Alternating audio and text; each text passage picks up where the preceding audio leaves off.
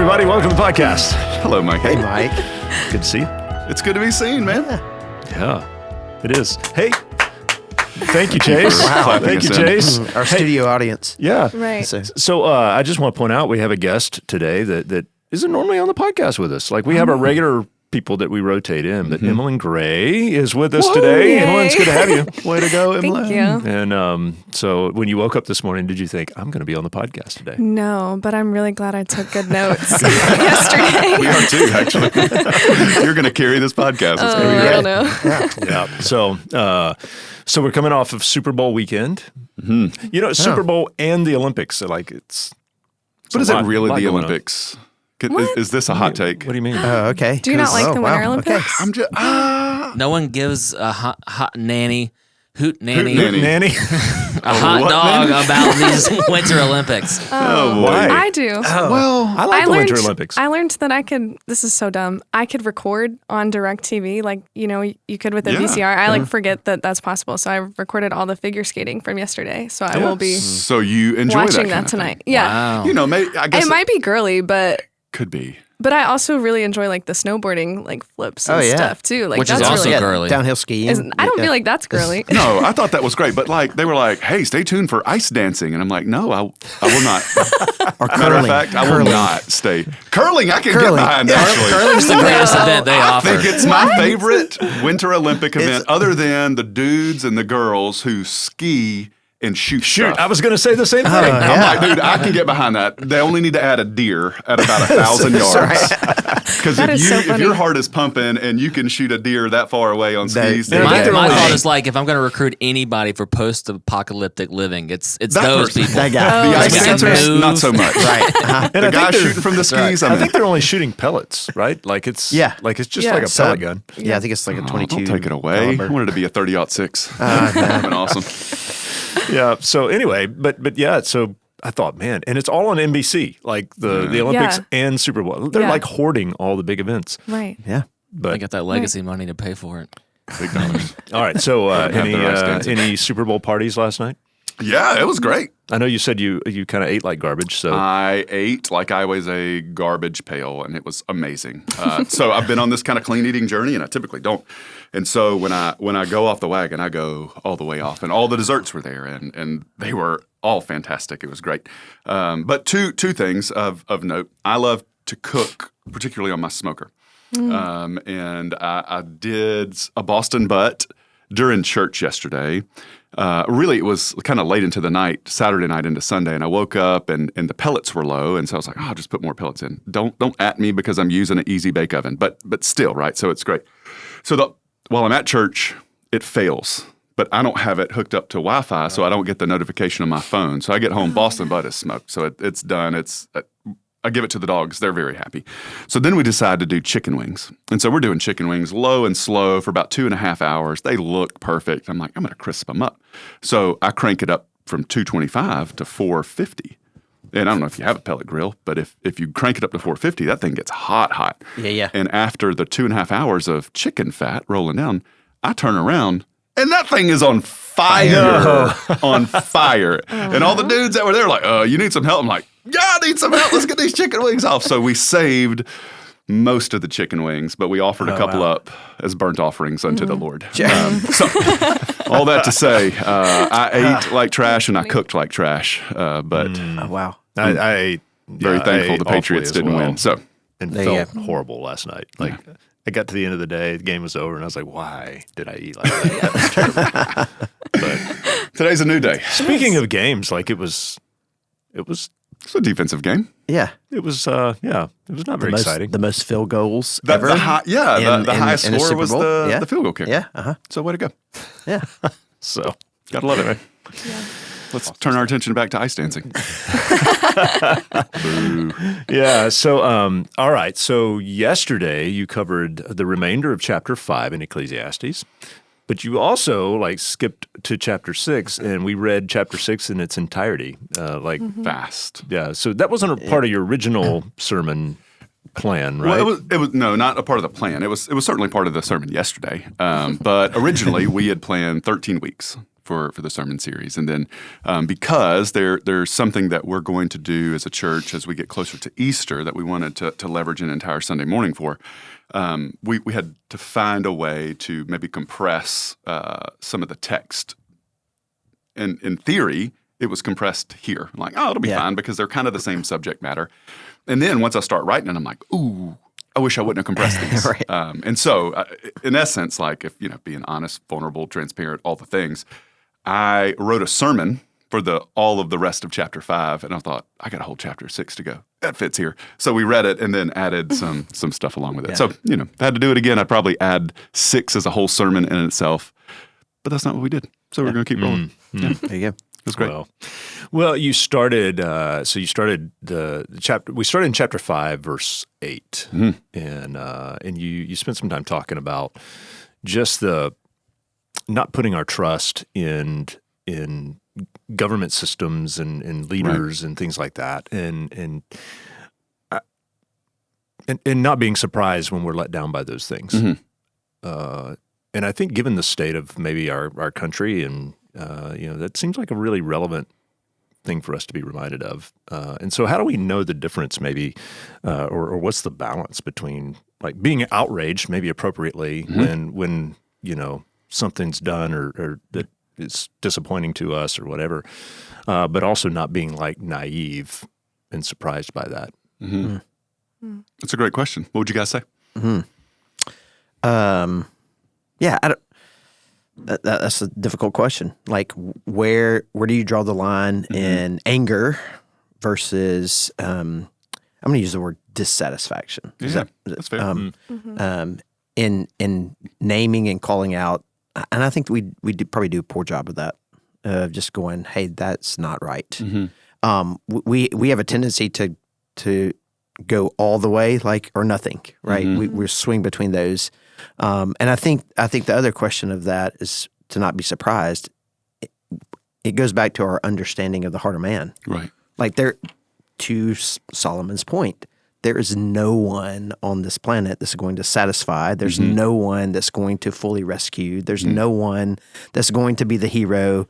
There is only one, and his name is Jesus. But we have a tendency to place our trust, our faith, our hope in man. And I think that becomes because we see them, one. Number two, maybe we identify with them. Like, there's something that maybe they do or they say that we go, oh, yeah, that's right. But we forget that every man is broken, every man is sinful, and eventually is going to fail us. And so I think just holding that tension, and it's hard. Like, I think the other thing is, like, when do you say something? I think that is the question. Like, when do you speak up, or what do you do?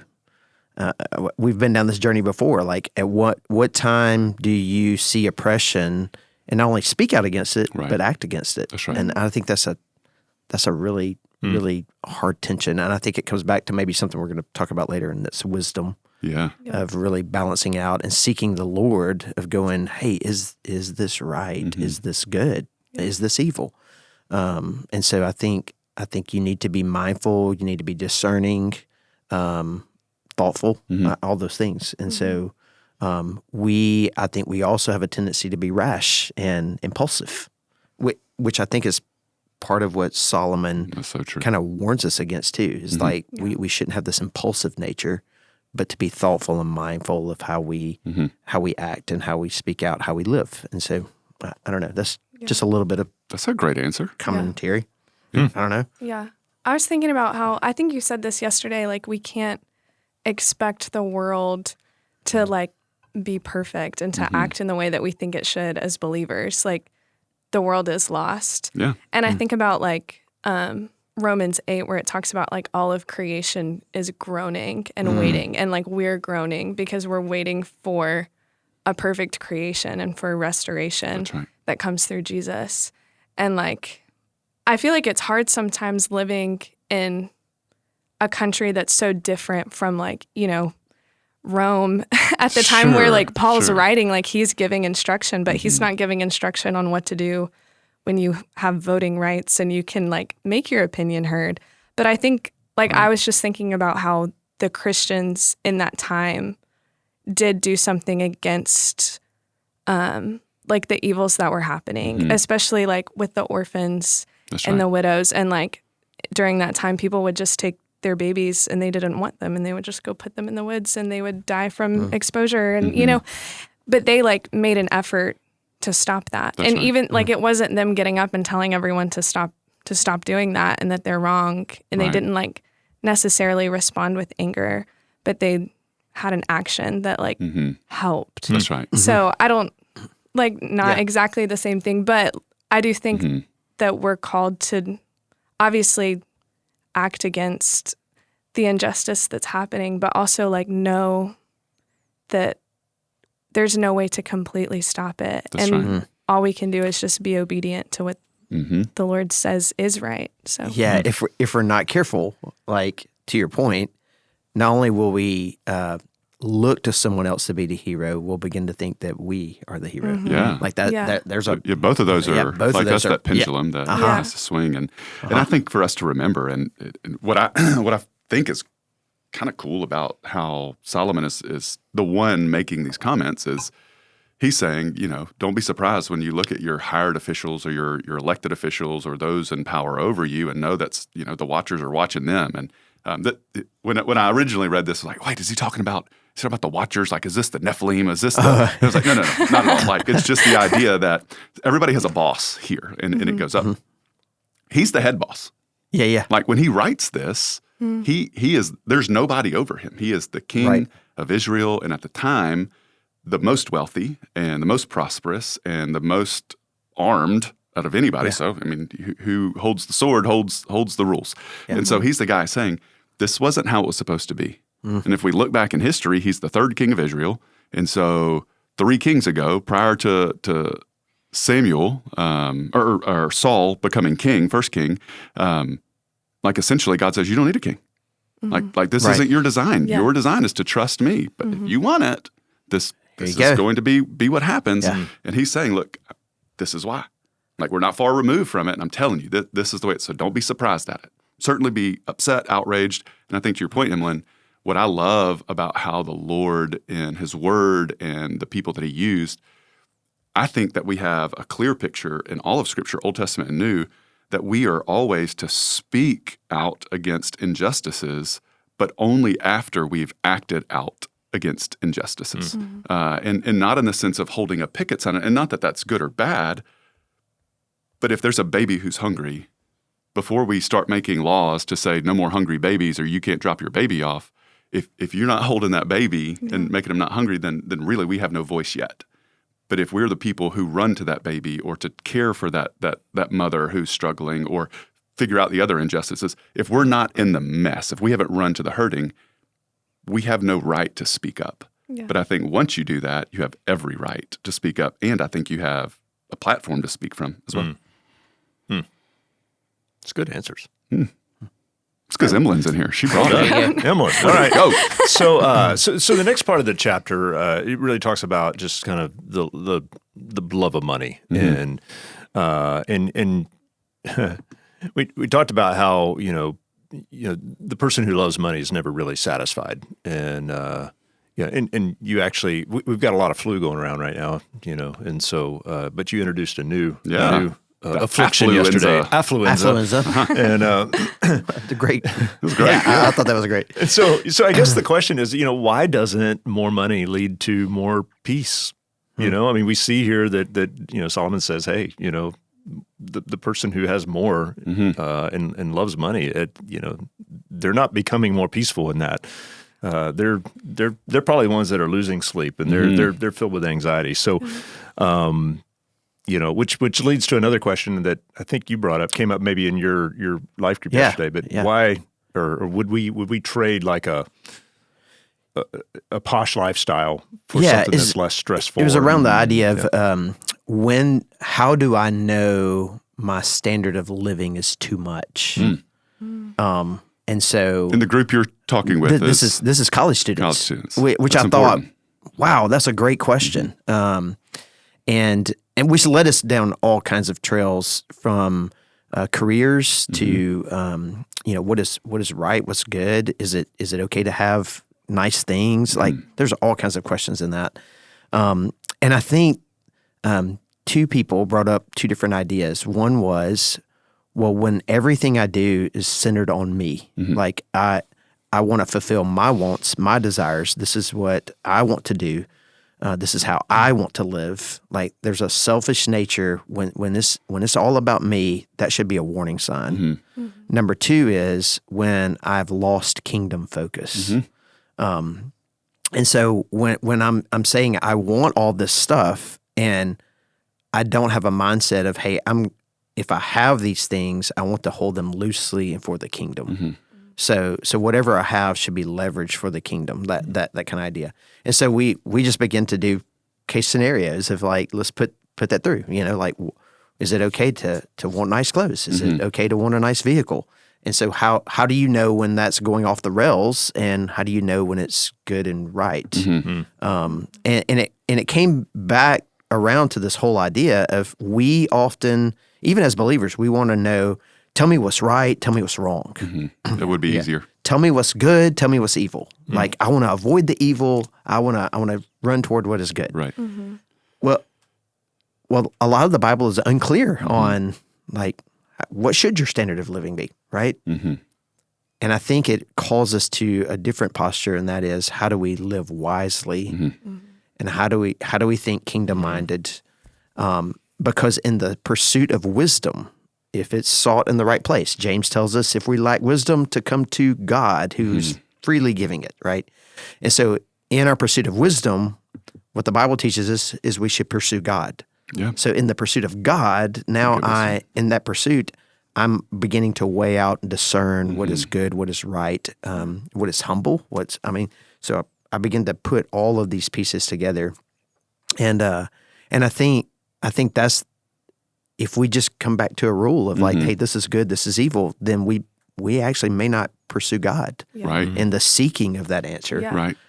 Which leads us to a better place, not because of we got the answer to our question, but because we are actually seeking God. Yeah. On that point, I feel like I bring up Elizabeth Elliot every single time I'm on this podcast. That's so good. I literally, I love her stuff. She's decent. has great stuff. So in her book, Seeking God's Guidance, like the last chapter, she talks about like, what do you do when you have two equally good things? Right.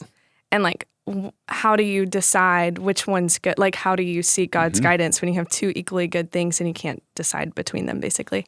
And she was like, the choice that you should make is the choice that will ultimately lead you closer to Christ. So, like, if there's something that is harder to do for you, that might bring you closer to Christ. If it's something that you have to give up something for, that might bring you closer to Christ. Like, she's like, look at it and see which one helps you to follow Christ better and to bring you closer to him. And I think, like, I so often want to be like, what's the right answer? Yeah. Like, I was trying to decide, should I go to seminary or should I try to work in a church? Should you and come like, to Broadmoor? And you chose the harder. I chose Congratulations. and like, but that was like two good things. Like, there's neither one of those is wrong. Right. You know? Yeah. One was school and one was working. And like, neither of those things are bad. But ultimately, like, I knew that I desired to work, and like, the Lord was opening doors, and I was like, I think that this is what the Lord has for me, and I want to pursue that. So, hey, there's That's really good. So if I keep pushing down that trail, though, there's some really interesting things there, because sometimes you will see this in people where they're pursuing God. They're asking, what is the right thing to do? And I have these two equal choices, and they get frozen because they're scared of, is this absolutely the right thing? I think coming back to we're in that moment, we're putting the focus and the dependence on ourselves to make the right decision. Instead of going, okay, look, I've weighed these two out. I'm going to make this decision, and my trust and my faith is in the sovereignty of God, that even if maybe that's not the decision I should have made, that God is still at work doing something, and that He's still good and He's still faithful, and He's gonna. So I think sometimes we can get frozen in making a choice and not do anything at all because once again we're depending on ourselves, Right. instead of going, I'm going to make a wise decision, Right. and I'm going to trust in God that He will. If I pursue this and it's not the right thing, then He has the ability. Because I think we see it as sometimes our decisions are like that's the end of it, right? But Ooh, yeah, sometimes that's it good. may weave That's a the path. paralysis by Yeah. analysis Yeah, that's situation. right. Sure. Yeah. I suffer from that a lot. Yeah. Well, Yeah. so that's what I was going to say. I'm Oh, analytical by nature, and so my tendency is just to overanalyze everything. So Yeah. I am not like oh, I really? am Just the try it. opposite. And there's many times I look back and thought I probably should have given that a little bit more thought before I fired off on that Yeah. thing. And so I was curious, like if Preston were here and he would be able to shrink us, like in that conversation. yeah. I think it's personality driven for sure. But I think again, this why I think church or Scripture always points us back to community. Because we Right, are better yeah. together than That's we right. are individually. Because That's right. left to myself, I am a ready, fire, aim kind of Yeah. guy. And then you are not necessarily a ready, fire, aim kind of guy. And when we are together, we make really Yeah. good decisions That's together. right. Yeah. That's And so good. it's helpful whenever we work together in unity, but being fully known and knowing one another helps us get down that road.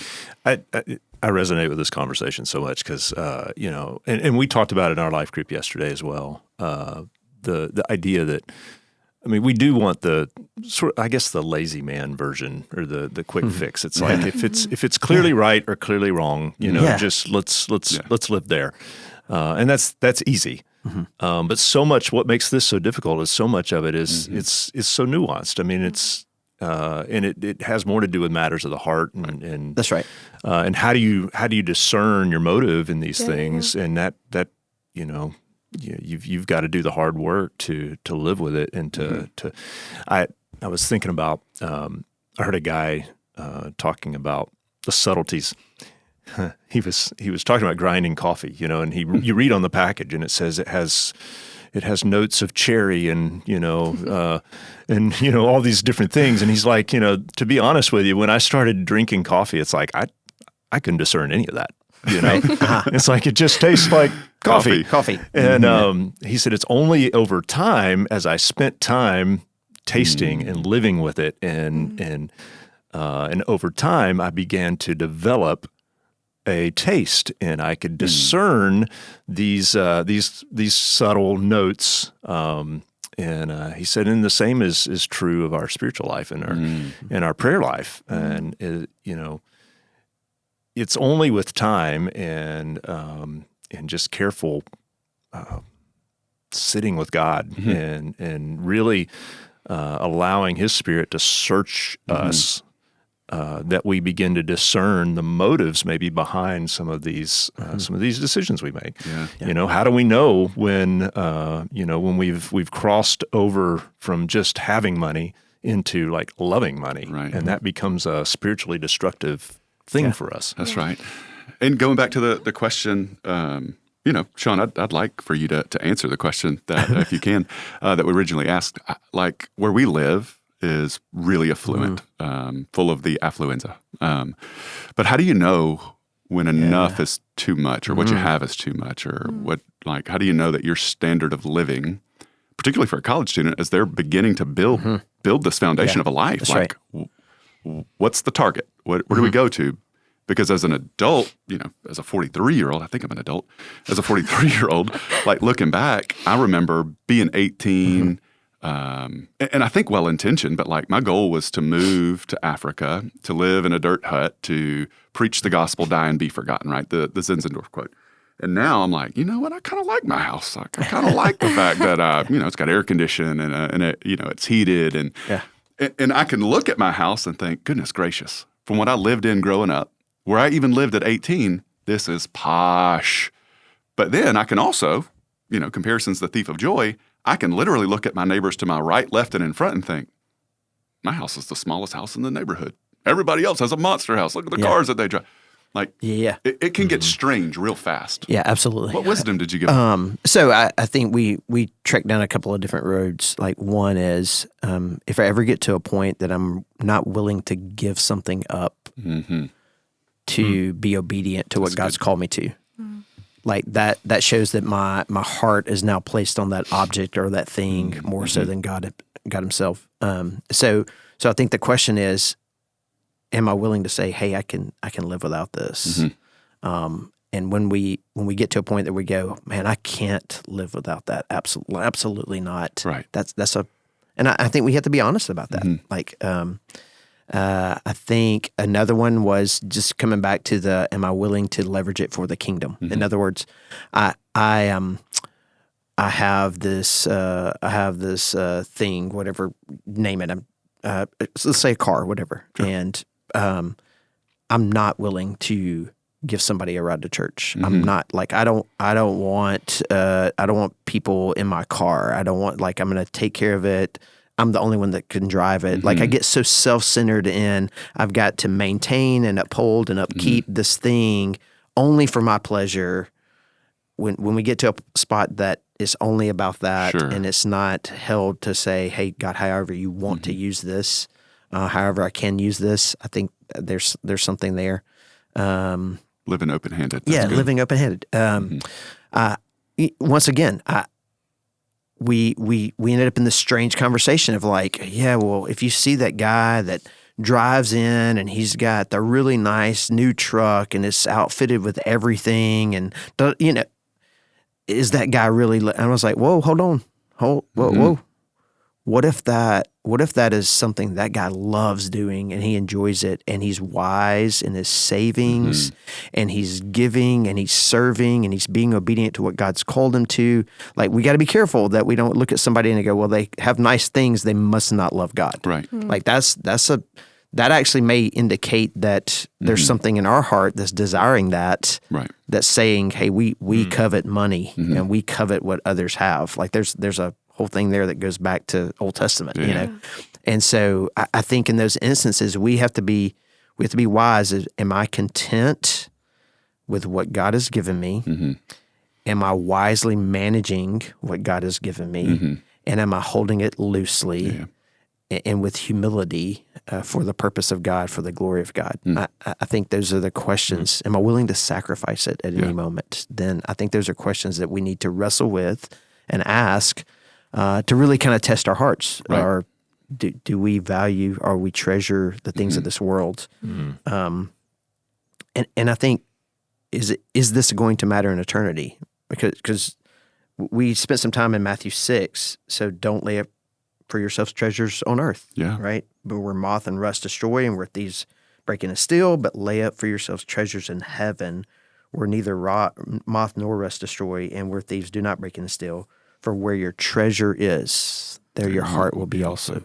And I think these are all, as I look through God's word, I think it just calls us to reflect and examine our hearts and our motives and what we truly desire, what we truly want. And I think it's in that God reveals our posture, our motive, how we think about life, what we're dependent on. And I think it's important to constantly examine those. And you're going to have moments. I think all of us are going to have moments that they're going to pop up and go, oh, wait, am I wanting something because I'm not satisfied with what God's entrusted me with? And I think in those moments we repent and go, oh, God, do I really need that? Is that what I really want? Yeah, that's right. And I think to be wise and mindful of even those moments. So. That's a good word. And it's day by day. So it could be the absolutely. same thing. And that's right. Like today, you can be like, oh man, I'm good with the Lord. I'm walking Yeah, open-handed. that's And right. tomorrow I'm like, I am not open-handed, and nor do I that's want right. to be. Yeah. And the Lord has to do it. Yeah. That's really good. Yeah. Yeah. We were talking about in our group yesterday, like what the antidote is.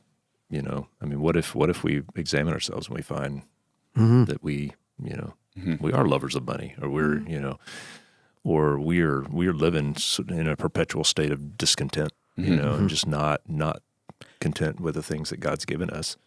I would say one more thing, community again. What do others see in you? Got to, because I'm going to see the best in me and the worst in others. That's right. That's right. And Generally. so inside of that community, to be willing to ask others, like, what do you see in me? Am I more concerned with wealth or the things of this world? Like, to have those honest and open conversations inside a community, I think is important as well. Yeah. Yeah. So what was the antidote? Well, I mean, we had conversation, but I think where we ultimately came was, just practicing a discipline of gratitude. Just reflecting on the things that God has blessed us with, and I think whenever our minds start to get set on all the things that we don't have, or the things that we desire, and we forget the ways that God's blessed us, again, it's back to the analogy about your house. I mean, God has clearly blessed you with some wonderful things, and if our focus is more on what everyone else has and the things that we see that they have that we don't, then we're gonna be discontent, and we're gonna start living for the accumulation of things. Yeah. And I think the more that we're just grateful and recognize that God has already blessed us in so many ways. Is it right for us, and I say us, like not the metaphorical us, but the actual four of us, is it right for us to understand that we're always going to have bits of lover of money in us and desires of righteousness in us? Again, that's Paul's wrestling in Romans 7. And so again, we like to make it clean. And so we want to think even of ourselves, we are either all bad or all good, or all doing it wrong or all doing it right. And reality is, Well, we're there. that's been my experience, so I hope the rest of you say yes. So I think that's right for us, and know that every day should be a battle, right? So again, it's not one of those things to steal a line from Solomon. It's fine, be outraged at yourself, be sick of yourself, but don't be surprised at yourself, because as long as we are here on this side of eternity, That's right. things are rough. And again, he's going to kind of make a point later on, if you have a guy who lives 2,000 years, and he he's using hyperbole here, but essentially saying, you give a guy 2,000 years of just extreme wealth and notoriety, it's better, uses the comparison, it's better to be a stillborn, to never see the light of day, than it is for that man. And again, that is an extreme example, and he is trying to allow the readers, and us even still, to understand the weight of the moment. Because even in extreme blessing, like, this world is broken. Yeah. Like, he didn't say it's better for a stillborn than a poor man who's hurting. Like I think we could get on board with that. Man, the suffering and the pain and the angst of the people who get injustice, it's better for you never to have lived than to live that experience. He said, no. It's the rich version of the guy. It's the one who's lived 2,000 years of no oppression. Man, it's better for you not to live, but you're miserable because you can't enjoy 1 second of it. And I think that's right for us to know. We should rightly live in that tension. We are alive here by God's grace, but we're not living for here. Like, we as believers, New Testament followers of Christ, know that this is not all there is. We are not living under the sun. We are under the sun, but we're not living for this. We're living for what comes next, which is the eternity with Him. Yeah. I think I was reading some commentary. One of the interesting things is the world at that time. So think more Eastern than Western, but there are three kind of criteria for good life was wealth, longevity of life, and large families. That's right. And so he paints that picture of all that. He says, "Hey, these are all the things that the world is telling you. This is what brings satisfaction. This is where it's at. That's smoke." Yeah. And so I think bring that into our context. What does the world say? This is what brings satisfaction. Is it wealth? Is it the nice home? Is it the nice car? Is it the bring whatever you want into that to say, hey, whatever we think is going to bring us satisfaction is going to fall short in some form or fashion. It always will. Always. If it's not Jesus or connected to Jesus or surrendered to Jesus. That's right. Yeah. That's good. So good. So good. Good conversation. So we're going to wrap up because we're about out of time. And, sad. We've only had 52 more questions to go. I know. That's right. We always have more questions than we actually get to talk about. But so a couple things just to make note of for those who are listening and watching. We talked about in this Sunday, we ended our service with a bit of a budget presentation, which was appropriate given that we had just had the whole sermon on money. Yeah. Just as a reminder for our church members, we will have a church family meeting this Wednesday night. We're recording this on Monday morning. So this Wednesday night, a church family meeting if you have questions about the budget or about the process, that would be the place to ask them. And this is a meeting that is specifically for those who have questions. We're not canceling everything else on Wednesday night. We're still going on with our Wednesday night programming. And so if you have an interest in that, you'll need to step out of whatever programming you're normally in to go be a part. That's kind of a come and go gathering, I think. So, you could go in, ask your question, and leave if you'd like. Emily Rodas, our CFO, and others will be available there to some members of our finance team to assist in that. Absolutely. And then this coming Sunday, we'll do a church vote at the end of our service. There'll be no discussion. It's just a vote. And so all your questions, if you have them, should come this week. There you go. And then one other thing to highlight, in 3 weeks we've got Neon Nights. So Neon Nights is a night. It's a fun night. So we dance. We kind of play some bingo. We have some great food. I mean, it's a lot of fun, and it's for those with special needs in our community. And so we encourage you to go online, sign up for that. But we also need lots of volunteers. And so maybe high school students. We often take high school students and pair them as a buddy for those folks to navigate the night with. It is a fun time for all. And so you can go online to our website, look up Neon Nights, sign up there as a volunteer or a participant. Right. And with that too, one of the things that we're moving toward is we've been putting a lot of attention on grace recently, just kind of where does it fit in the strategy of our church? What do we desire for this ministry? And in doing so, it's a ministry that we believe reaches our community. And we want it to grow and we want it to expand. And so as a result of that, we're going to be moving that out of Next Gen Ministry to Care Ministry. So it'll be under the supervision of Dr. Preston Crow. Now, we'll still be working hand in hand with that, still providing classroom spaces, those kinds of things. But it's an opportunity, too, to provide more resources, to offer more opportunities, because our Grace Ministry for special needs, it ranges everything from preschool all the way to adults. And we have a large adult population. And so our hope is that continues to grow, and we continue to develop more and more opportunities as we work together collectively to expand and grow that ministry. And so, I think at this moment, we've actually got a higher percentage of adults involved in that that's ministry exactly than we right. do Yes, than those kids. that might be considered Absolutely. next gen. That's right. And so, that transition will take place March 1st. So after Neon Nights, and so come be a part of Neon Nights, and then Neon Nights is February 27th. February 27th, Neon Nights. Thank you, Chase. Yes. And so come be a part of that, and then but that's going to continue to stick around. And so as we move forward, excited about what the future holds for Grace Ministry. It's good, man. Great things happening. So. Hey, well, thanks for the conversation today. A lot of fun. Looking forward to moving ahead. We've got 6 more weeks in Ecclesiastes? 6 more weeks. That's right. Yeah. Yep. Halfway. Gonna continue to just be cruise into encouraged. Easter. There you go. We'll be done, and then we'll go immediately into Palm Sunday. There you go. All right. Well, hey, thanks. Love doing life with you guys. Yeah. Love you Love you guys. guys. Emlyn, thanks for joining us. Yeah. Thanks for having me.